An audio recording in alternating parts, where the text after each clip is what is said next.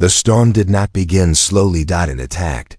The sky above the frozen planet turned black in seconds. Snow moved sideways like sharp knives.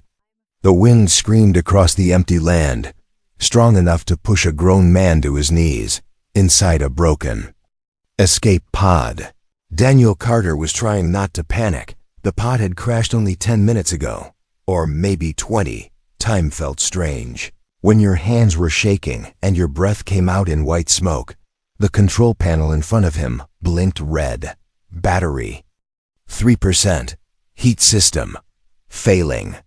Emergency signal weak. Daniel swallowed hard. This was supposed to be a simple cargo escort mission, he thought. In and out. No drama. But space did not care about plans. The explosion had come from nowhere. Pirate fire? A malfunction? He did not know. He only remembered bright light, violent shaking, and then silence. Now he was alone. Very alone. The planet below was listed as uninhabited. Ice world. No major life signs. No rescue stations nearby. He pressed the emergency beacon. Again. Nothing changed. Outside the cracked pod window, white snow covered everything. The wind howled louder. The metal walls groaned as ice formed over them. His suit's internal system gave a soft warning sound. Core temperature dropping. He knew what that meant. He had maybe 1 hour, maybe less. Daniel closed his eyes for a moment. He forced himself to breathe slowly. Humans were good at surviving. That was what Earth had trained them for. Heat, cold, storms, war, disease was not gentle. And humans learned to fight back. He opened the pod door. The wind hit him like a wall. He stepped out carefully, boots sinking into deep snow. The cold felt alive. It pushed through his suit, searching for weakness. He looked around. Nothing. Only endless white land and broken pieces of his ship half buried in ice. Then his helmet scanner flickered. Movement. About 50 meters away. Daniel froze. It was not large like a predator, but it was tall. Too tall to be a small animal. He slowly turned his body toward it. Through the heavy snow, he saw a shadow, a shape moving against the storm. Not floating debris, not broken metal, something alive. His heart began to pound. This planet was supposed to be empty. The shadow stopped. Then it moved closer. Step by step. Daniel's hand went to the small plasma cutter on his belt. It was not a real weapon, just a tool. But it was something. The wind cleared for 1 short second, and he saw her. She was taller than him by a little. Slim but strong. Her skin had a faint silver blue color, almost glowing against the white snow. Long dark hair moved wildly in the storm, but it did not freeze like his. Her eyes were bright blue, not soft blue, glowing blue. She wore survival armor that looked advanced, smooth, and fitted perfectly to her body. On her shoulder, a small symbol glowed faintly. Alien. Very alien. Daniel did not move. She did not attack. She studied him. Her eyes moved slowly from his helmet to his damaged suit, to the broken pod behind him. She understood something. The wind howled. Again, louder than before. Daniel's suit gave another warning sound. Temperature critical. The alien girl tilted her head slightly. She looked confused. Then she looked at the sky. The storm was getting worse. If he stayed here, he would die. She knew it. Daniel did not know her species. He did not know if they were friendly. Humans did not have many allies in this part of the galaxy, but she did something unexpected. She stepped closer. Very close. Close. Enough that he could see the small frost crystals forming on her eyelashes. She spoke. Her voice was calm but strong. It sounded almost musical, even in the storm. You will not survive here. Daniel's eyes widened. Her translator was active. She continued, slower this time. The storm will last all night. Your heat system is failing. He did not answer at first. He did not know what to say. She looked at him for 3 more seconds. Then she said something that made his heart stop. Come with me. Daniel blinked. He expected threats. He expected questions. Not help. Why? He asked carefully. Her eyes changed slightly. Not softer, not warmer, just thoughtful. This land is dangerous. Even for me. Another loud crack echoed in the distance. Ice shifting. She looked toward the sound, then back at him. I have shelter. Daniel hesitated. Humans were taught to be careful, especially around unknown species. But staying here meant certain death. He made his choice. He nodded once. She turned without another word and began walking into the storm. Daniel followed, step by step. The wind pushed against them. Snow almost blinded him. More than once he nearly fell, but she moved with confidence. She knew this land. After several long minutes, he saw it, a small structure built into the side of an ice-covered rock formation, hidden from the wind. Smart location. She touched a panel beside the entrance. The door opened. Warm air flowed out. Not hot, but alive. Daniel stepped inside and removed his helmet slowly. The shelter was small, clean, organized. Only one sleeping area. Only one thermal sleeping bag. She removed her helmet. Up close. Her face looked even younger than he expected, but her eyes were serious. She opened a storage pack and took out the sleeping bag. Then she looked directly at him. There's only one. The wind screamed. Outside, the shelter walls shook slightly. She held the sleeping bag tighter. I will share. Daniel felt the air leave his lungs. On many alien worlds, sharing a sleeping space was not simple. It meant trust. It meant something personal. He stared at her. She stared back. Outside, the storm grew stronger. Inside, the silence became heavy, and Daniel realized something very important. The cold might not be the most dangerous thing on this planet. The shelter door sealed shut. Outside, the storm became a monster. Ice hit the walls like stones. The wind screamed without stopping. Snow buried the entrance in minutes. Inside, it was quiet. Too quiet. Daniel stood near the wall, trying not to look nervous. His hands were still shaking from the cold. His suit battery blinked red again. 0.5% power left. The alien girl moved calmly. She checked a small screen on the wall. Her fingers were long and steady. The blue light from the screen reflected in her glowing eyes. The storm will last 12 hours, she said. 12 hours. Daniel felt his chest tighten. His suit would not last even one more hour. She turned and looked at him carefully. You must remove your outer suit. He frowned slightly. If I remove it, I lose protection. You already lost protection, she replied calmly. Your heat core is failing. He knew she was right. Slowly, carefully, Daniel removed the outer layer of his damaged survival suit. Cold air touched his skin through the thin inner fabric. His body shivered without permission.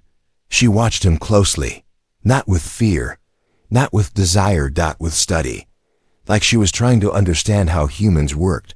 She moved toward the sleeping area and unrolled the thermal sleeping bag. It was larger than normal, but not meant for two adults. She hesitated for a second. Then she spoke. On my world, sharing heat is not casual. Daniel looked at her. On Earth, it usually means trust too. She studied his face. You trust me? He gave a small, tired smile. You could have left me outside. That answer surprised her. For a moment, her strong expression changed. Just a little. She stepped closer. There is something you must know, she said quietly. My species does not regulate cold like yours. Daniel blinked. You mean you're not built for this? She shook her head slowly. We evolved in controlled climates. My armor protects me for short exposure, not long storms. The silence grew heavier. You risked yourself coming out there, Daniel said. She did not answer. Instead, she stepped inside the sleeping bag and looked up at him. Body contact will increase survival chance by 63%. He almost laughed at the serious way she said it, but he did not, because he understood the truth. This was survival, nothing else. He turned off his suit's dying system and stepped into the sleeping bag beside her. The space was small, very small. Their shoulders touched immediately, then their legs. Daniel felt the heat from her body. It was cooler than human temperature, much cooler. She felt it too. Her eyes widened slightly. You are very warm. Humans are from a hot planet, he answered quietly. Outside, the storm hit harder.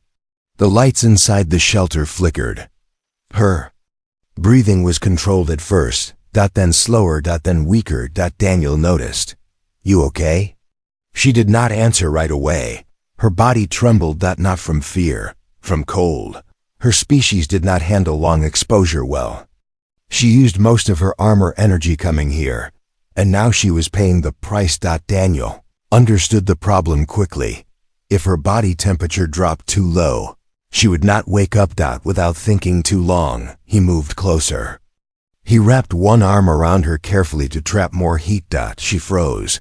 On her world, physical contact like this meant something serious. Her voice came out softer. Human, what are you doing? Staying alive, he answered simply. Her eyes searched his face. She was not used to this. Not used to someone acting without asking for advantage. He felt her body shaking again. His training from Earth survival courses came back to him. Share heat, protect the core, sacrifice if needed. He reached to his inner belt and pulled out something small. His thermal pulse core. It was the last working part of his suit. If he kept it, he would stay warmer. If he gave it up, he would slowly freeze. He looked at her pale face, then at the storm shaking the shelter. He made the decision. He pressed the thermal core between them, closer to her chest. Warm light filled the sleeping bag. Her breathing became stronger almost instantly. She looked shocked. You need that. I need you alive more, he replied. Why? The question was not angry. It was confused. Daniel's voice was calm. Because you chose to save me first. She had no answer to that. On her world, survival was logical. You saved someone if it benefited you. But this human, he was losing his own heat to protect hers. Her fingers slowly gripped the fabric near his chest. For the first time, she did not look like a strong alien warrior. She looked unsure. The shelter. Lights flickered again. Then a loud sound echoed outside. Not wind. Metal. Daniel lifted his head. That wasn't the storm. Her eyes turned serious again. She activated the external scanner with one hand. The small screen showed movement. Multiple heat signatures. Ship's landing. Her face changed completely. Patrol units, she whispered. Daniel's heart pounded. They're not yours? She shook her head. No. The patrol symbol flashing on the screen belonged to a rival faction. A faction that studied other species, especially humans. The scanner zoomed closer. Drones, moving across the snow. Searching. For him. The alien girl looked at Daniel. Then at the thermal core glowing between them. Then back at the screen. Her voice dropped to almost a whisper. They cannot find you. Outside, heavy footsteps crunched in the snow. The shelter lights dimmed, and Daniel realized something terrifying. The storm was no longer their biggest problem. They had been found. The footsteps outside stopped. The storm was still screaming. But now there was something worse than the wind. Silence. Inside the shelter, Daniel and the alien girl did not move. The thermal core between them glowed softly. It was the only strong heat source left. Her scanner screen showed 3 patrol drones. Not soldiers. Machines. They moved slowly across the snow, scanning everything. Looking for life, looking for him. The alien girl's name was Arise. Daniel did not know that until now. She whispered it. Aris. He looked at her. My name, she said quietly. If we die, you should know it. Daniel gave a small breath. We're not dying. Her glowing eyes studied his face. Humans said things like that even when death was close. She did not understand it. Outside, one drone moved closer. Too close. The scanner beeped softly. Aris froze. The shelter is hidden, she whispered. But not invisible. Daniel slowly moved out of the sleeping bag. The cold hit him instantly. Without the thermal core in his suit, his body temperature began to fall fast. Aris grabbed his wrist. You are losing heat. I know. He walked toward the small control panel on the wall. What are you doing? She asked. Thinking. That word again. Thinking. Humans always did that in strange moments. He looked around the right. Shelter. Small space. Metal walls. 1. Power source. 1 external vent. Then he noticed something. Ice. Thick ice covering the outer rocks. He turned to Aris. These drones, how smart are they? They follow scan logic, heat, movement, signal patterns. Can they detect underground shifts? She paused. Not deep. Why? Daniel smiled slightly. On Earth, humans survived ice storms, wars, disasters. They learned to use the environment. He pointed to the heating vent in the back corner. Can we redirect heat there? Aris blinked. Yes. But that would lower internal temperature. For how long? 8 minutes before critical. Daniel nodded. Good. Aris did not understand yet, but she trusted something in his voice. He quickly moved to the panel and opened it. His fingers worked fast despite shaking from cold. He rerouted the remaining shelter heat toward the back vent. Inside, the room temperature dropped instantly. Aris felt it. You are making it colder. Exactly, he said. Outside, one drone moved directly above the shelter's hidden roof. Its scan beam flashed blue across the ice. Inside, their main heat signature faded, but at the back of the shelter, near the vent, heat suddenly increased. The warm air flowed into the ice layers. Behind the rocks. The ice began to crack slowly. Outside, the drone detected the heat shift. It turned. Focused. The heat was moving away from the main structure. Then the ice behind the rocks collapsed. A small avalanche of snow and ice crashed down the slope. 20 meters away, the drones reacted instantly. They redirected toward the falling ice. Scanning. Searching. Daniel quickly shut down the heat vent and returned power inside. The room slowly warmed. Again, Aris stared at him. You made them think someone was running. Daniel shrugged slightly. Predators follow movement. Machines follow patterns. Outside, the drone scanned the collapsed snow for several long seconds. Then slowly, they began moving away, following the false trail.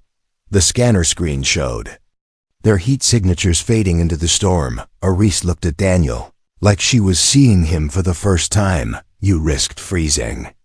He leaned back against the wall, breathing heavier now. Better me cold than captured. She moved closer to him again. Her hand touched his arm. Carefully, you understand danger very quickly. Daniel gave a weak smile. Humans grow up with danger. The room was quiet. Again, but something had changed. Not just outside. Inside. Aris looked at the thermal core still glowing between them. You gave me your heat, she said softly, and you trusted my plan. She hesitated. Then she said something unexpected. On my world, sharing heat and risking death together creates a bond. Daniel raised an eyebrow slightly. What kind of bond? She held his gaze. A survival bond. Stronger than friendship. Not romantic, not weak. He nodded slowly. That sounds serious. It is. The storm outside began to calm slightly, but the scanner suddenly beeped again. Aris quickly looked at the screen. Her expression changed. They sensed something else. Daniel pushed himself up. What? She zoomed in. One large ship hovering far above the storm clouds. Not patrol. Command class. They are not just searching, she whispered. They are hunting. Daniel's jaw tightened. For me? Yes. She looked at him with something new in her eyes. Not curiosity, not study. Concern. They fear humans. Daniel looked at the screen. Good. Aris blinked. Good? He looked back at her. If they fear us, that means they've seen what we can do.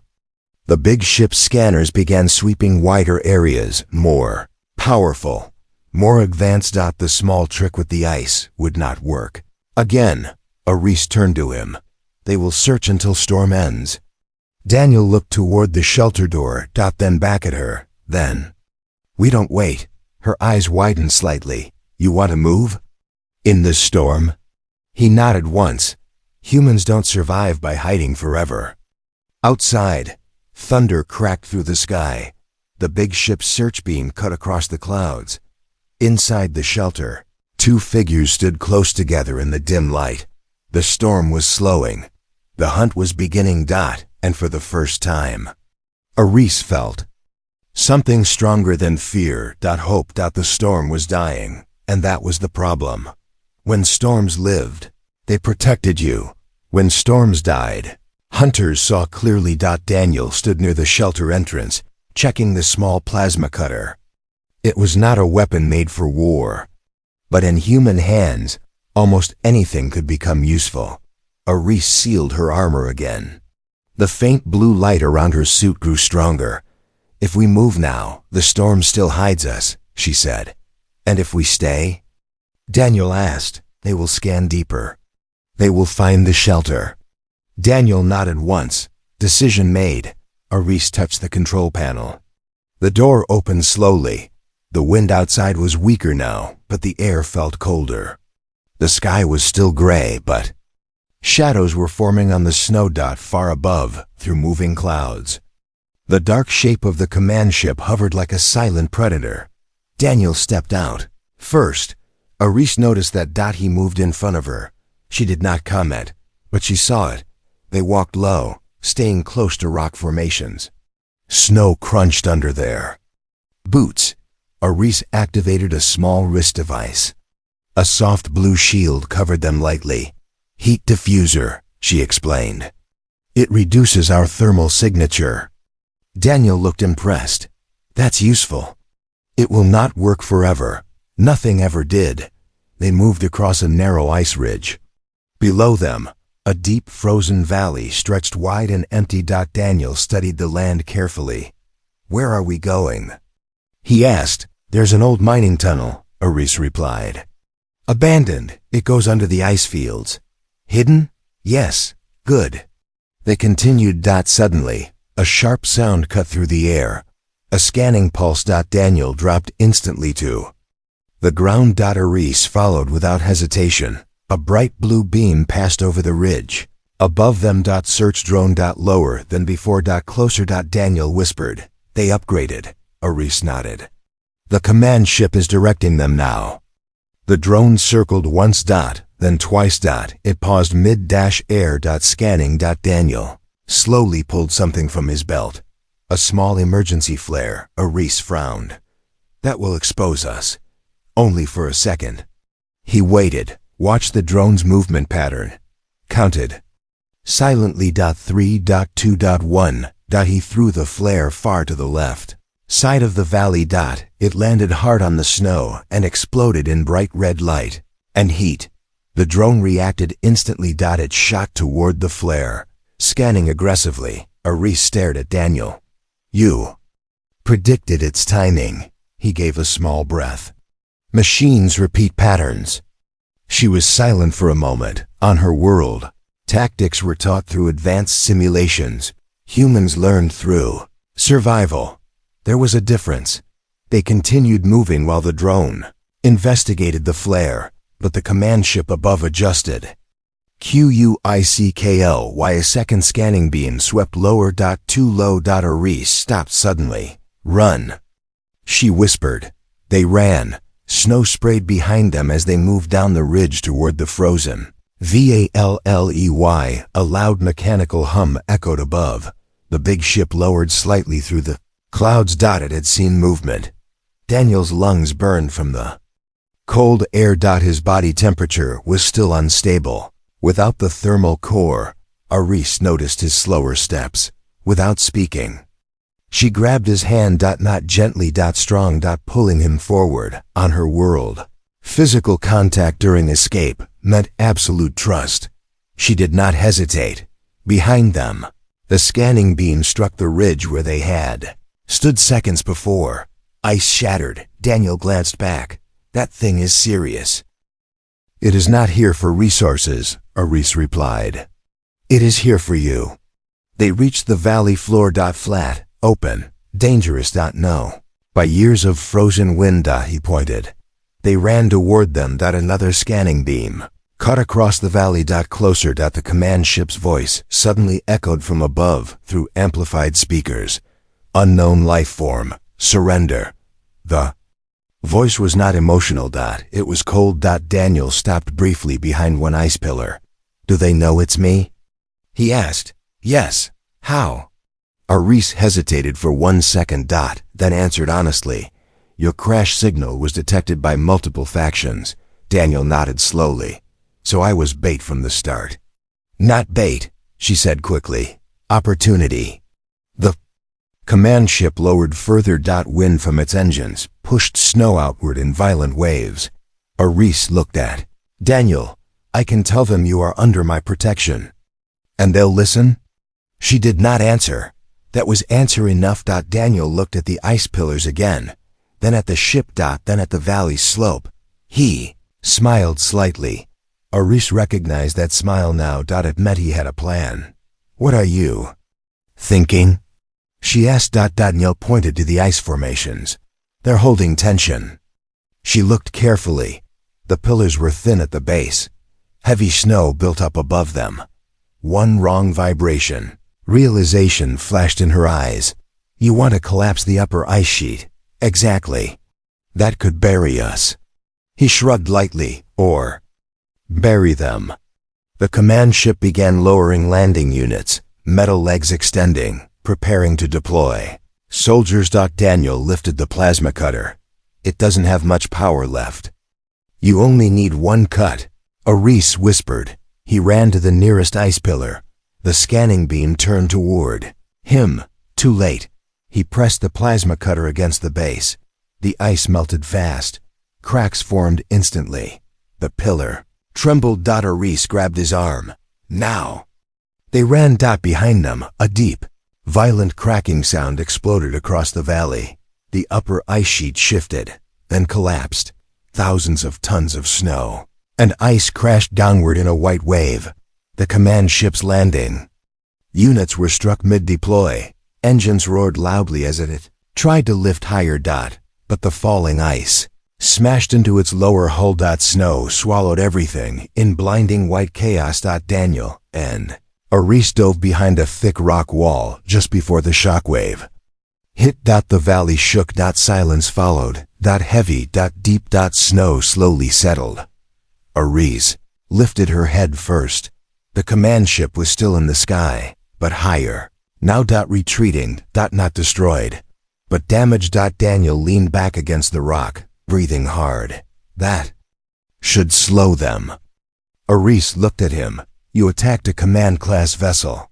He gave a tired grin. Just introduced myself.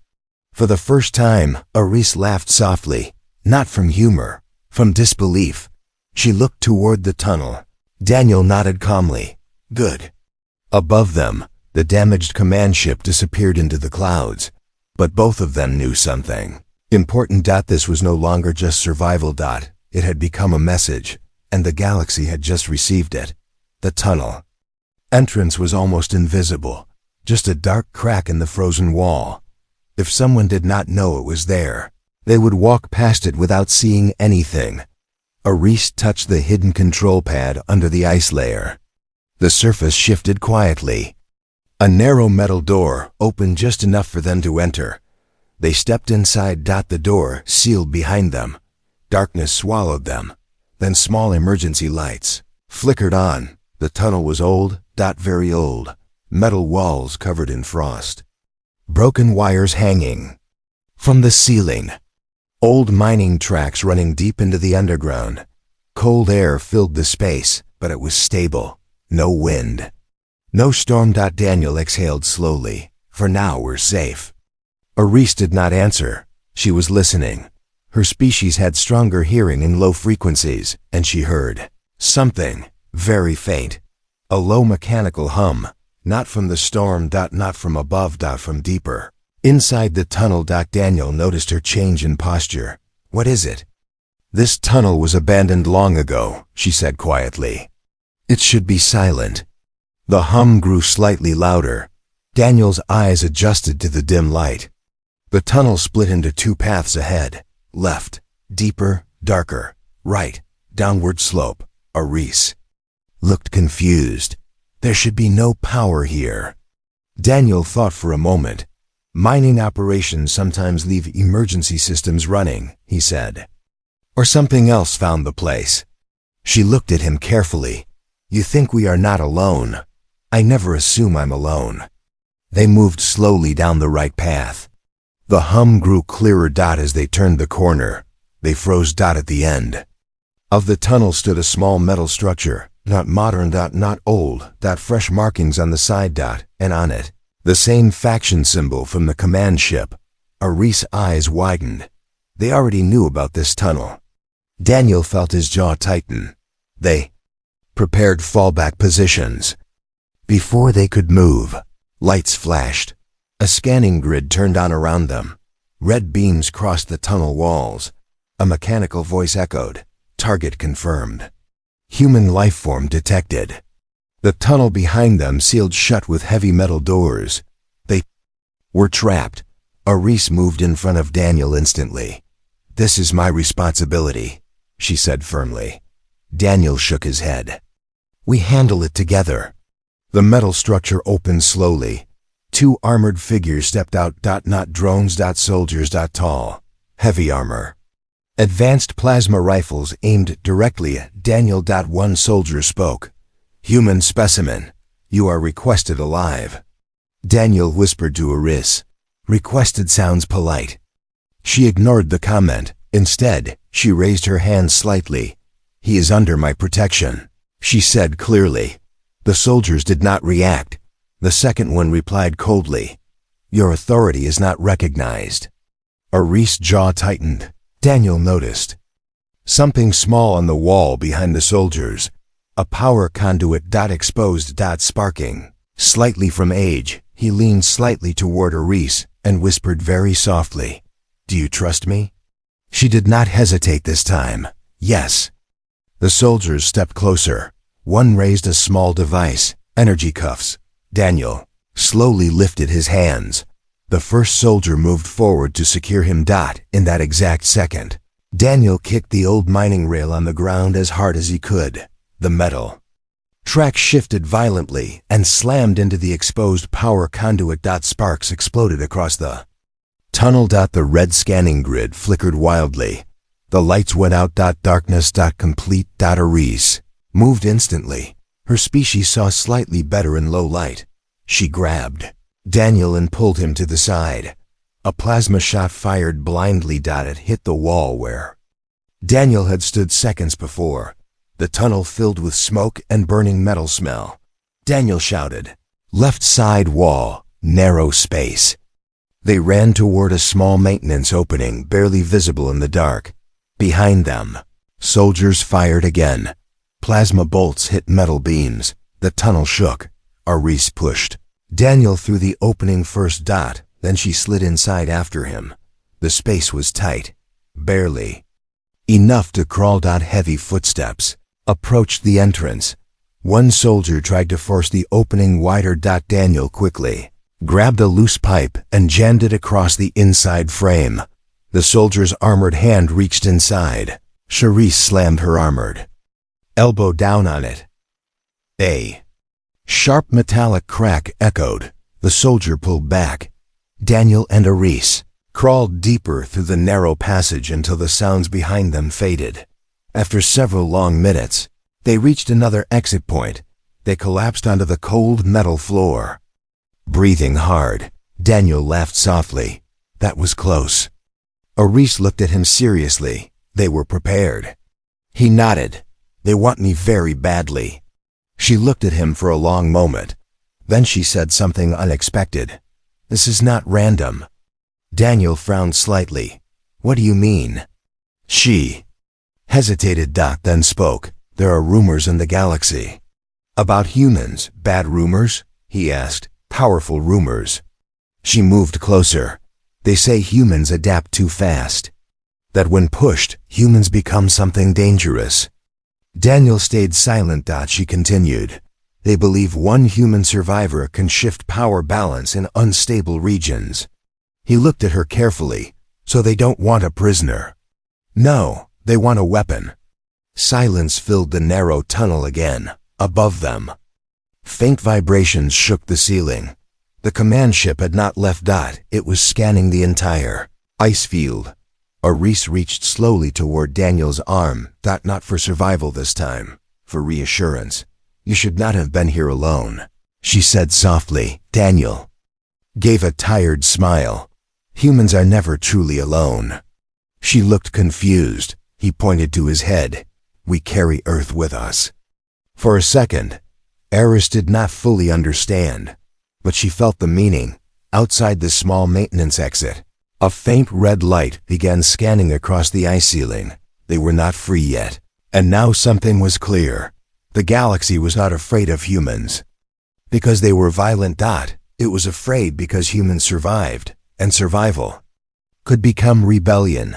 The red scanning light passed over the tunnel ceiling. Again, closer this time. Daniel and Eris stayed completely still. Dust from the old metal beams fell slowly around them, above the ice. The command ship was not searching blindly anymore. It was mapping. Learning. Adapting. Eris looked at Daniel. "They are narrowing the scan field." Daniel nodded slowly. "Then we stop running." Her eyes narrowed slightly. "You want to fight a command vessel?" He shook his head. "No, I want to change the game." She waited. Humans always said things like that before doing something reckless. Daniel studied the small maintenance chamber around them. Old mining equipment, rusting generators, power lines, still faintly alive. And then he saw it. A deep core signal amplifier. Old model. Mining companies used it. Sends signals through kilometers of solid ice. He walked toward it. Eris followed quietly. "That equipment is outdated," she said. "Its signal strength is weak." Daniel smiled slightly. "We don't need strong." She tilted her head. "What do you need?" "Loud." She did not understand. "Not yet." Daniel opened the control panel. The inside wiring was messy, but functional. He pulled out a small emergency chip from his suit. "His last transmission core. I was escorting cargo," he said calmly. "Military encrypted data." Eris looked surprised. "You did not mention this." Didn't seem important during freezing to death moment. He inserted the chip into the amplifier. Her eyes widened. "You are sending a signal?" "Yes." "To who?" Daniel's expression changed. "For help." She shook her head slightly. "No rescue ship can reach here in time." "I'm not calling rescue." He adjusted the amplifier frequency manually above them. The command ship continued scanning. Red beams, moving slowly. Patient. Daniel pressed a final button. The amplifier hummed loudly. Old cable sparked. Energy surged into the ice. A powerful encrypted pulse shot through the frozen ground and into space. Eris stared at him. "That signal is not hidden." "Exactly." The command ship immediately reacted. Its scanner shifted direction. It detected the transmission. Source. Daniel stood calmly. "You just told them where we are," Eris said. "No." Daniel replied quietly. "I told everyone where they are." She froze. Realization slowly spread across her face. "You broadcast their position on open encrypted military channel." He nodded once. "Humans may be alone out here, but we are not weak." The amplifier began overheating. Warning lights flashed. Above, the command ship powered its main weapon system. A deep charging sound echoed through the ice. "They will fire," Eris whispered. Daniel grabbed her hand. "Then we move." They ran through the narrow tunnel system again. Behind them, a massive energy beam shot down from the sky. The mining tunnel shook. Violently. Ice cracked. Metal screamed. The amplifier exploded in a burst of blue light. The tunnel entrance collapsed. Snow and debris sealed the area completely. They were thrown to the ground by the shockwave. Silence followed. Heavy. Aris slowly pushed herself up. You destroyed the only exit. Daniel coughed lightly. No. He looked upward. Through a thin crack in the ceiling, faint engine sounds echoed. Not one ship. Multiple. Aris activated her wrist scanner. Her eyes widened. 3 new ships entering orbit. Different signatures. Different factions drawn by the signal. The command vessel above them shifted position. Now it was not hunter. It was target. You turned them into prey. Aris whispered. Daniel nodded slowly. When a predator hunts too loudly, others come. The sky above erupted in distant flashes of light. Energy beams crossed the clouds. The command ship fired upward. Another ship returned fire. The storm clouds lit up in blue and orange bursts. Aris stared at Daniel. You started a conflict. He looked at her calmly. No, I revealed one. The ice above cracked again from orbital explosions. Chunks of frozen rock fell into the tunnel. Aris grabbed his arm. We must leave now. If the battle grows, this entire ice field will collapse. They moved quickly through a side passage. The tunnel sloped upward toward a natural cave opening. Outside, the sky was no longer gray. It was burning. Ships fighting in orbit. Flashes lighting the snow like silent lightning. Daniel stood still for 1 second, watching.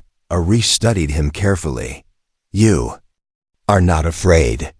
He gave a quiet answer. Humans learned long ago. If someone hunts us, we make it expensive. She looked back at the sky. The command ship was heavily damaged now. One engine exploded in a bright fireball. It began retreating out of orbit. The other ships did not chase. They had made their point. Balance restored. For now, the sky slowly calmed. Snow fell softly again. Silence returned to the frozen planet. Aris turned toward Daniel. You risked war. He shook his head slightly. I prevented one faction from gaining too much power. She studied him deeply. You think in long patterns. We have to. Earth never gave us easy problems. For a long moment, neither of them spoke. The storm was gone. The hunters had retreated, but something had changed. Aris looked at him with something stronger than respect. Now. Understanding. You are not dangerous because you fight, she said quietly. You are dangerous because you think. Daniel gave a small, tired smile. And because we don't like being hunted. Above them, distant ships faded into the darkness of space. But the message had already spread. Single human. Alone on a frozen world. Had turned a hunt into a broadcast. And now the galaxy was listening. The sky above the frozen planet was quiet again. Too quiet. The battle in orbit had ended hours ago. The foreign ships had left. The damaged command vessel had retreated. Snow fell slowly now. Soft. Peaceful. Daniel and Aris stood on a high ridge overlooking the endless white land. The storm was gone. The hunt was over. But something else had begun. Aris' wrist device suddenly blinked. A new signal. She activated it. Her expression changed. It is my people, she said quietly. Daniel did not look surprised. They saw the broadcast. Yes. A silver ship appeared through the clouds above. Smooth design. Elegant. Different from the aggressive command vessel. It did not scan aggressively. It did not power weapons. It simply hovered. Watching. Observing. They are here for me, Aris said. And me? Daniel asked. She hesitated. They are deciding. A beam of soft blue light descended from the ship, touching the snow several meters away. An invitation, not an order. Aris turned toward Daniel. There will be questions. I expected that. She studied his face carefully. You changed many things today. He shrugged slightly. I survived. She stepped closer. Not only that. She removed a small metallic band from her wrist, thin, glowing, faintly. She held it in her hands for a moment, on her world. Such an item was not decoration, it was personal, very personal. She extended it toward him. Daniel looked confused. What is it? A survival mark, she said softly. He waited. She continued, on my world. When two beings face death together and protect each other, they form a survival bond. He remembered what she said earlier, stronger than friendship, not romantic, not weak. She stepped even closer. If I return without honoring this bond, I lose respect. Daniel looked at the small glowing band again. You don't owe me anything. Her eyes softened slightly. It is not debt. It is recognition. She gently placed the band around his wrist. It adjusted instantly to fit. A faint warmth spread across his skin. Our bond is recorded in my system now, she said quietly. Above them, the silver ship lowered slightly. Another beam of light formed. Stronger. This time aimed at both of them. They wish to speak with you, Aris said. Daniel raised an eyebrow slightly. That sounds serious. It is. They stepped into the beam together. The light surrounded them. In seconds, they stood inside the silver ship. The interior was calm. Clean. Advanced technology glowing softly around them. Three tall figures stood ahead, Aris people. Their eyes moved directly to Daniel. Not with hate, not with fear, with evaluation. One of them spoke. You are the human who transmitted the signal. Daniel nodded calmly. Yes. You exposed a command vessel to rival factions. Yes. You caused orbital conflict. Daniel met their gaze. I stopped a secret capture. Silence filled the chamber. One of the elders turned to Aris. You defended him. She stood straight. Yes. Why? She did not hesitate. Because he protected me first. The elders studied Daniel again.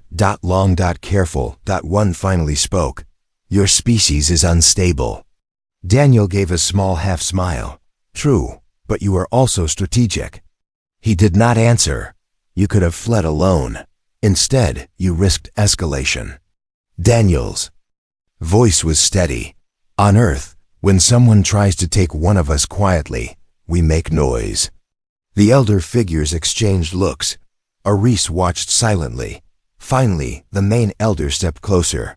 You are not our enemy. Daniel relaxed slightly. Your presence changes power balance. That's not new, he replied calmly. For the first time, one elder's expression shifted slightly. Almost amusement. You will be transported to neutral space. Daniel nodded. Fair. Aris' eyes moved to him quickly. You are leaving? He looked at her. I was always leaving. Silence again. The elder spoke once more. This survival bond between you will be recorded as diplomatic anomaly. Daniel frowned slightly. That sounds complicated. It means, Aris translated. Softly, you are not to be hunted.